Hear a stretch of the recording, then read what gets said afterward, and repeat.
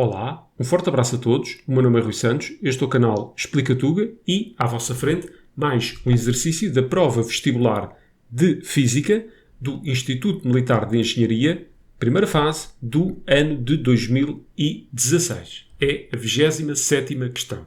Uma partícula de carga positiva penetra numa região de comprimento D1, esta região aqui assombreado, sujeita a um campo magnético de baixa intensidade e ortogonal ao plano da figura acima. Já vamos ver esta questão, mas o campo magnético ou aponta da folha para vocês ou em sentido contrário. Em seguida, penetra numa região de comprimento D2 onde não existe campo magnético.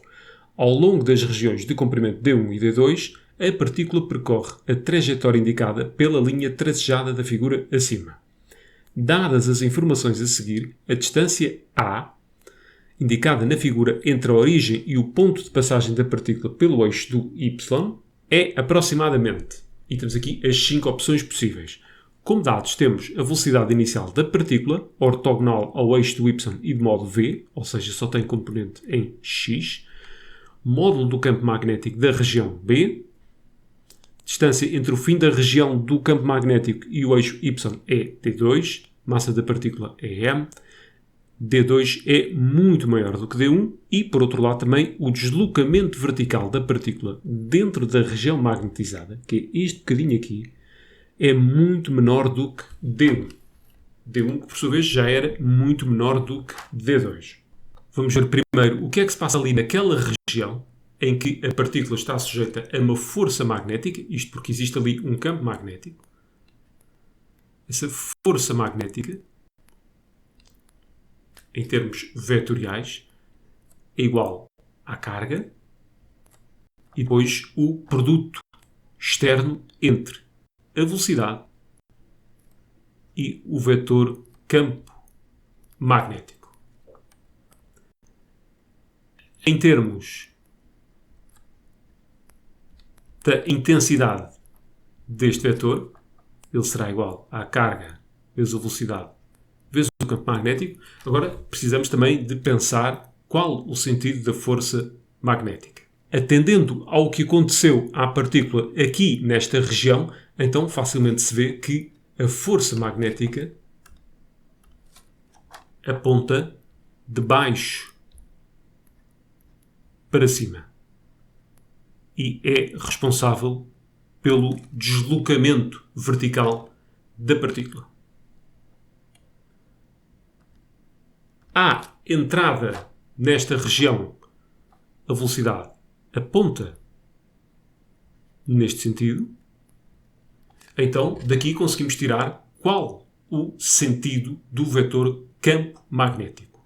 Nós temos aqui o produto externo entre a velocidade e o campo magnético. A carga é positiva, por isso, em termos de força magnética, ela terá o mesmo sentido que o produto entre V e B. Logo, nós vamos colocar o nosso indicador alinhado com a velocidade. O nosso polegar terá de estar alinhado com a força magnética e daí facilmente se conclui que o vetor campo magnético aponta dos vossos olhos para o papel. Reparem que depois, ao longo do deslocamento, o vetor velocidade vai apontando numa direção diferente e, em consequência disso, também a força magnética vai apontando numa direção diferente, daí que a partícula curve ao longo daquela região. Bem, mas isto foi apenas um pequeno à parte. O que se tira daqui e que é verdadeiramente importante é isto aqui, ou seja, a força magnética. Agora, duas coisas importantes. Vou chamar de A1 aquele deslocamento vertical que a partícula sofreu naquela região. E nós sabemos que A1 é muito mais pequeno do que D1 e D1 que por sua vez é muito mais pequeno do que D2. Daí que nós possamos olhar para aquela figura da seguinte forma. A partir do momento em que D1 é desprezável face a D2 e que A1 é desprezável face a D1, Vamos considerar então só o que está a acontecer aqui. D2 e aqui um A. Agora, para tirarmos este valor de A, nós vamos ter aqui de ter em conta a velocidade à saída daquela região. A velocidade terá duas componentes, uma em y e outra em x. Reparem que a força magnética atua apenas em y.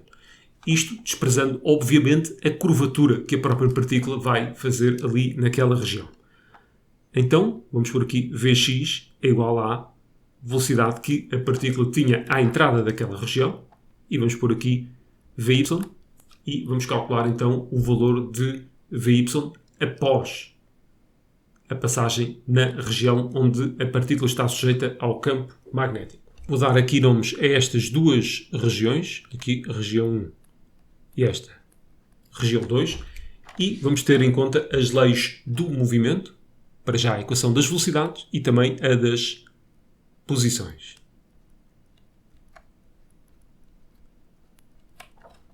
Isto está exatamente como vocês encontram no formulário.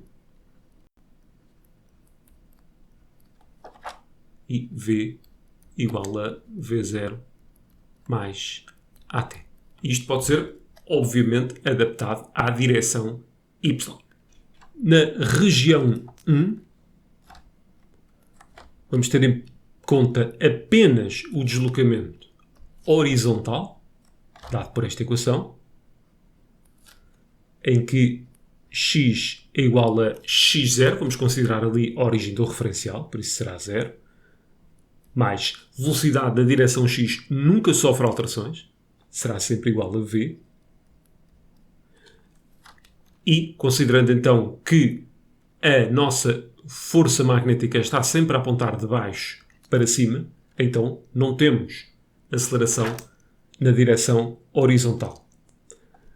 E aqui vamos pôr a velocidade na direção y, que há de ser igual a v0, ora, velocidade inicial na direção y é 0, e aqui falta então AT.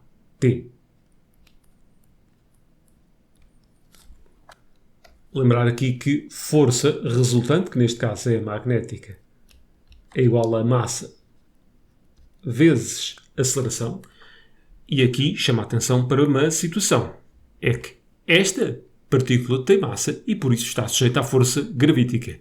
O enunciado em nenhum momento faz referência a isso. Por isso nós vamos desprezar o efeito da força gravítica.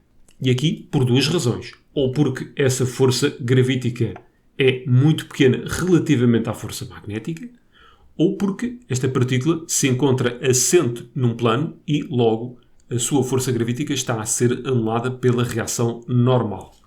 Vamos só resolver isto em ordem. A aceleração, e eu não quero que baralhem este A da aceleração com aquele A ali. Por só aqui, força magnética sobre a massa. Agora vou chamar de T1 ao tempo que a partícula demorou a atravessar aquela região. E nesse caso, então, X assumirá o valor de D1.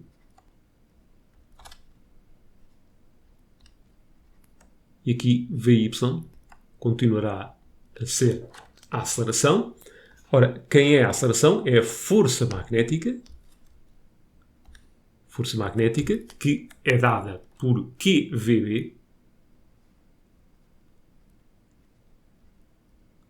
sobre a massa, que é M, vezes T, que será T1. Agora é só continuar. T1 é igual a D1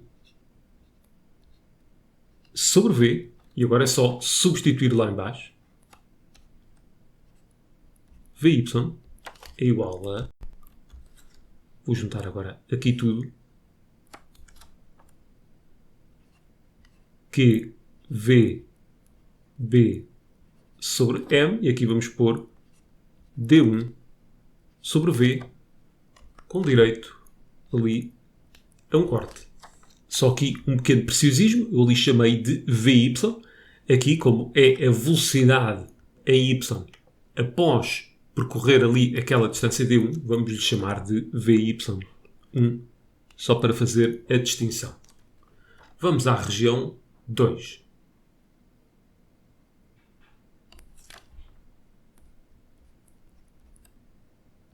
Aqui vamos estar apenas interessados na equação das posições, tanto na direção vertical como horizontal. X é igual a x0. Vamos mudar o referencial agora para aqui. E temos então a posição inicial 0, mais V0t. Bem, a velocidade em x nunca sofreu alterações, continua a ser V vezes t. E neste momento não há nenhuma força aplicada, tanto em y como em x. Temos movimento retilíneo uniforme nas duas direções. Y é igual a, mais uma vez, a origem do referencial ali, a velocidade inicial em y, é esta que eu chamei de Vy1 vezes p, e também não há aceleração na direção vertical. Vamos agora a um ponto em concreto, aqui neste ponto, em que a posição em x é d2, e vamos considerar então o tempo igual a t2, é o tempo que demorou a atravessar aquela região. Vamos fazer algo parecido para y. Y vai assumir o valor de a, e aqui Vy1 vezes t2. Está quase a acabar. Aqui T2 é igual a D2 sobre V. E agora é só fazer aquilo que fizemos há bocado, substituir T2 na de baixo e está feito. A aceleração é igual. Vamos por aqui um traço de fração grande. Quem é Vy1? É esta coisa que sobrou ali. Q B D1 sobre M. E agora vamos multiplicar por T2, que não é mais do que D2 sobre V. Desta vez não há direito a corte e já chegamos então à resposta final. É a resposta correspondente à linha A. Vamos então resumir aquilo que foi feito. Primeiro olhamos ali para a região 1, em que a nossa partícula está sujeita a um campo magnético e, em consequência disso, sendo uma partícula carregada, também sujeita a uma força magnética. Nós sabemos que aquele deslocamento vertical deverá ser desprezado face a D1. Por outro lado, D1 também é muito menor que D2, por isso a nossa figura pode-se resumir a isto que nós temos aqui. Sendo assim, então, para se concluir o problema, precisaríamos então da velocidade em x quando entra na região 2 e também da velocidade em y quando entra na região 2. E, tendo em conta aquilo que eu fiz ali há pouco, isto é a velocidade em y quando entra ali naquela região, ou seja, após percorrer a distância d1. Vamos então à região 1 para determinar essa velocidade. E tivemos de usar a equação das posições e a equação das velocidades. Agora, uma coisa que eu chamei a atenção, mas posso não ter sido suficientemente claro, notem que, na prática, a direção da força magnética não é sempre a mesma, isto porque também não é sempre a mesma a direção da velocidade, que acompanha sempre a trajetória da partícula. Mas, face a isto que aqui está escrito, ou seja, há um muito menor do que D1, que é muito menor do que D2, vamos considerar que a força magnética esteve sempre a apontar de baixo para cima e cujo valor foi sempre igual a QVB. Só com essa aproximação é que chegamos aqui ao valor de Vy1. Na região 2 temos movimento retilíneo uniforme tanto na direção X como na direção Y, porque não há nenhuma outra força a atuar e então facilmente se chegou ao valor deste A. Já agora não baralhar este A com este A que eu usei aqui, que era um A de aceleração. Este exercício fica então por aqui. Continue a acompanhar conteúdo deste género aqui no canal, fazendo a sua subscrição e ativando também as notificações. Nenhum mal vem ao mundo se vocês puserem um like neste vídeo. Beijinhos, abraços e apertos de mão.